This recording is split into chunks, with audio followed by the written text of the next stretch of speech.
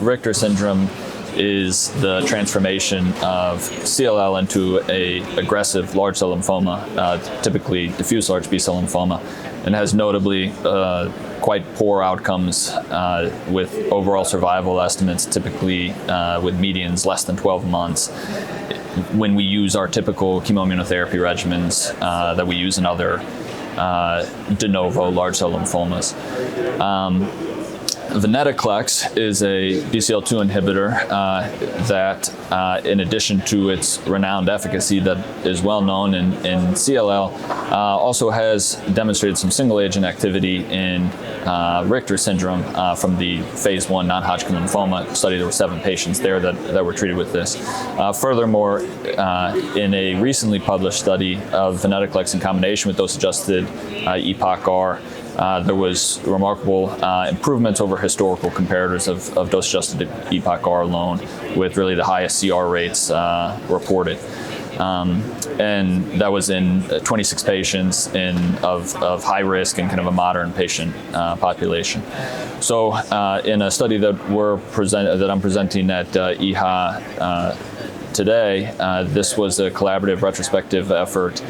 with 55 patients with Richter syndrome treated with a venetoclax-based regimen in an off-trial setting, either at MD Anderson Cancer Center or at Mayo Clinic.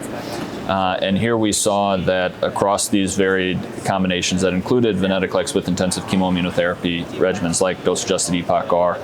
but also less intensive such as R-CHOP with venetoclax, and also novel venetoclax-based combinations, high response rates, some of which were durable both with and without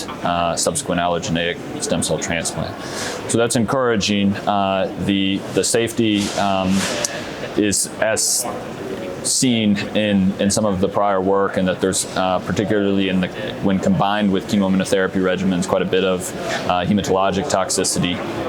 so high rates of grade 3 and 4 thrombocytopenia and neutropenia, as well as a decent amount of febrile neutropenia and grade 3-4 infections, again more so in the combinations with chemoimmunotherapy, but seen as well in some of the novel combinations. So